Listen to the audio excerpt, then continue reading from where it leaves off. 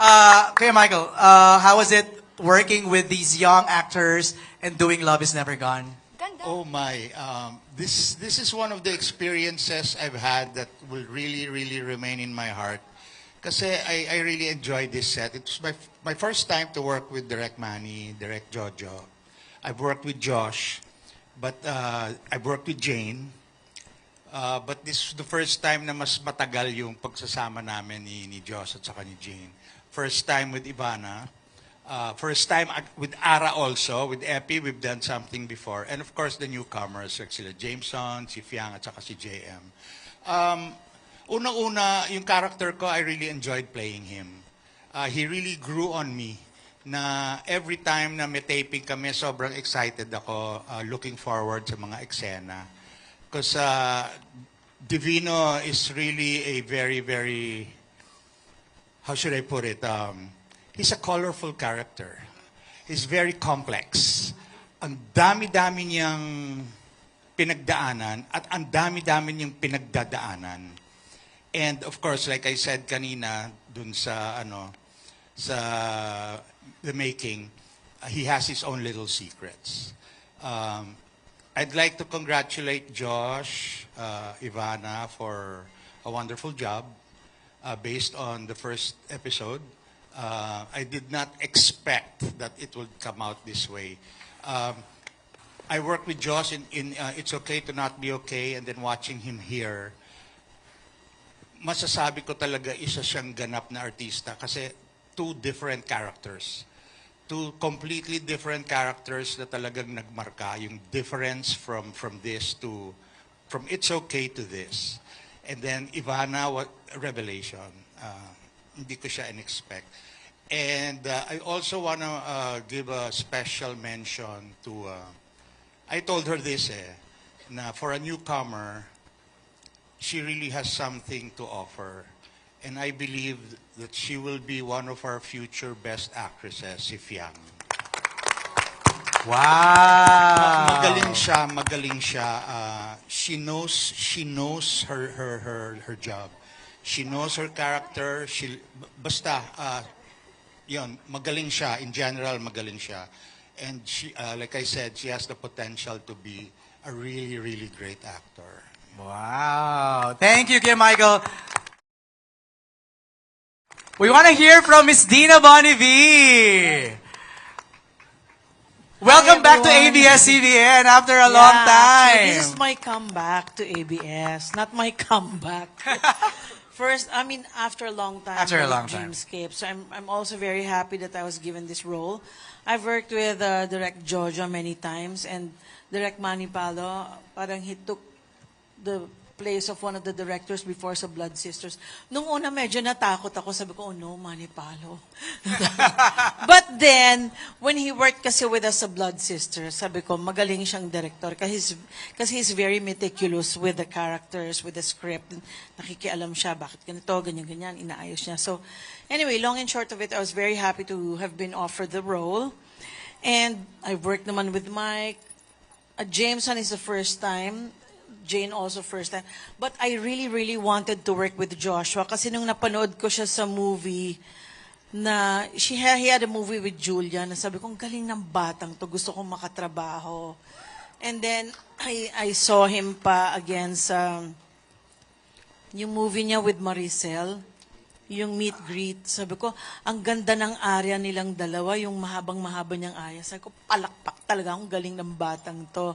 Ivana, I wanted to meet her for the longest time kasi nagva-vlog din kaming family, di ba? So, sabi ko, gusto kong ma-meet yung vlogger na yan. But I didn't expect her to be really warm. Akala ko mataray siya, pero she's so super bait, she's so loving, very generous. And then, JM and Fiang first time, but naku, Fiang is like my baby girl.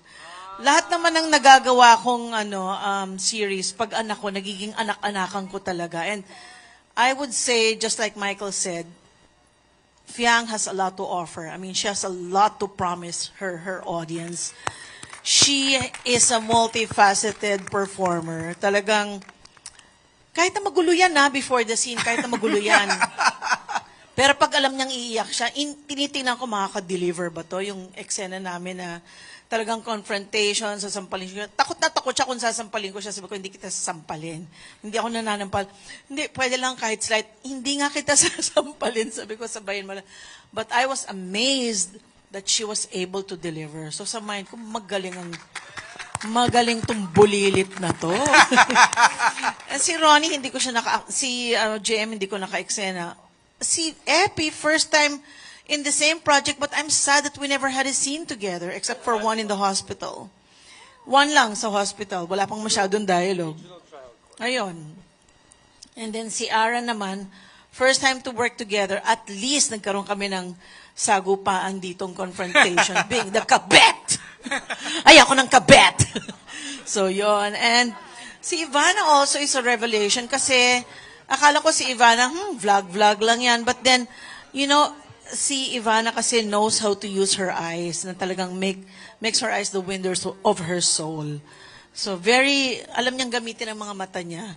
Lalo na si Joshua naman talagang maaantig ka sa acting niya eh.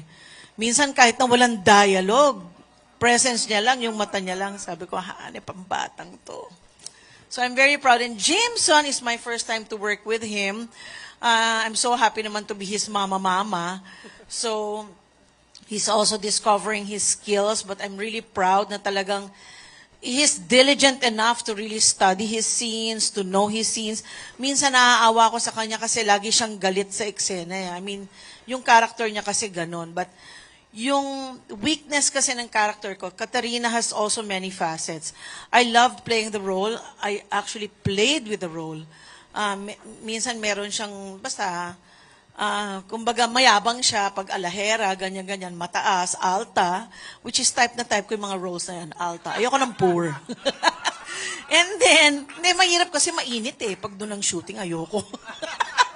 Pero pagdating nga kay Divino, naiinis ako sa mga pambababae niya. But yet, I'm not so kawawa naman to run after him. Parang sabi ko nga parang a man who's easily taken is public property and it's not my business to run after something that's publicly owned. I know me. Diba? Parang you know yourself. Nakakatuwa. Basta one thing that I really liked about working in this set, para kaming family. Pag nasa room kami nila, Jane, si Fiang, ang gulo-gulo namin. Tawanan lang kami ng tawanan. For the first time, I felt like I wasn't 64. I felt like I was in my 30s or 20s kasi giggling talaga kami, all the mga kilig things ng mga mako. If the walls only had ears. At saka ang sarap sa set na to kasi madalas magpakain ng mga direktor. Yun naman pala. Direk That's a Manny secret. Palo, ang dalas magpakain. Ang sarap naman magluto ni Direk Jojo. Ay, grabe. So, bonggang-bongga na nakasama ko sa project na to. At sana may next. Yun. Para makakain uli ako. Thank you, Miss Dina. Grabe. Floating on cloud nine si Fiang, si Ivana, saka si Joshua sa mga sinabi ni Miss Dina. Ara, ikaw naman. How does it feel to be part of Love is Never Gone? I never expected na magiging part ako ng show kasi ako yung pinaka-late na pumasok sa... Last edition. Last edition Okay. na pumasok na dito sa cast. And hindi naman po ako nagdalawang isip na tanggapin yung ano. Kasi like what Miss D told earlier na nung pinanood niyo si Joshua na magaling si Joshua, sabi ko napanood ko na rin siya. Sabi ko magaling tong batang to. So nung in-offer na magiging mom ako ni Joshua, okay. So parang hindi ako nagdalawang isip. I don't think na mahirapan akong maging katrabaho siya, which is hindi talaga. Hindi ako nagkamali sa pagtanggap. And I've worked with Miss D long time ago. Sobrang tagal na and happy ako naka-work ko siya. And of course, si Kuya Mike with Provinciano, pero hindi kami magka-eksena doon sa Provinciano. And this is my actually comeback after 4 years sa serye. So, sa Dreamscape. And thankful ako sa Dreamscape for getting me here dito sa Rita Crisanto role. And si Jameson, I've worked with him before. And si Jane din also, araw-gabi before, tagal na rin. And Ivana, long time din na. Tagal na yun. So marami ka nang naka-work in this Araw-gabi cast. din. Araw-gabi Oh, din. wow. And first time with JM and Fiang. Nag-enjoy ako katrabaho sila. And nung una, feeling ko suplada si Fiang. Ay. Sabi ko, hindi ako pinap... Hindi, nahiya lang pala siya.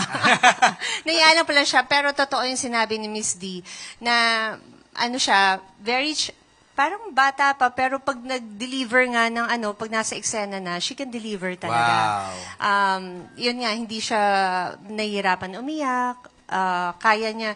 Lalo na yung eksena natin, basta may eksena tayong grabe pa ulit-ulit, hindi ka naubusan ng luha. ng emotion. Paulit-ulit yun, nakakapagod. As in, maraming times. Pero, it's the fault of nature or not the fault of everyone. And JM, napaka-humble na bata. Keep it up. Yeah. Parang napaka-grounded niya. And of course, Epi, ngayon lang kami nagkatrabaho ng mas matagal. Unlike before. And Direk Manny and Direk Jojo, I love working with them. Sobrang, kahit marami na ako nakasamang directors, marami pa rin ako natututunan with them. And syempre, kahit matagal ka na sa industry, you never stop learning. Kailangan may natututunan ka din sa mga newcomer. May natututunan ka din sa kanila. And si Joshua, wala akong masabi, napaka-humble, grounded. Huwag kang magbabago, ha. Kung nadadagukan kita. Ayun na. And yan, si Ivana. Happy set lahat. Actually, lagi kami busog. Kasi mahilig magpakain si Ivana, mahilig magpakain si Joshua, pati yung mga directors namin. Kaya I think I gained 5 pounds. Ay, grabe. Inisip ko tuloy, set ba to o restaurant? Na parang Parang feeling ko restaurant. restaurant. Sabi nga nila, pag maraming food, mas masaya lahat, di ba? Yes. Pag happy tummy, happy set. Yon. Thank you, Ara. Maraming salamat. Thank you again, Dreamscape. And thank you, guys. Love you guys. Epi, ikaw naman. How was it? Rita. Actually, I have not worked with everyone Fresh to lahat. except for Kuya Mike. I think James and I had a film, and yun na. I've not worked. First time to work with everyone. Wow. So actually, when I heard it was a Joshua Garcia film. Actually, nasa it's okay not to be okay. Pero I had one scene and hindi kami magkasama. So when I heard it was a Joshua Garcia film, sabi ko, okay, I want to work with him. Tapos, of course, on set, first day pa lang, yung gaang na agad yung set namin eh. I was working with Joshua, Ronnie, and Hart. So sa set pa lang, tinginan pa lang namin, okay.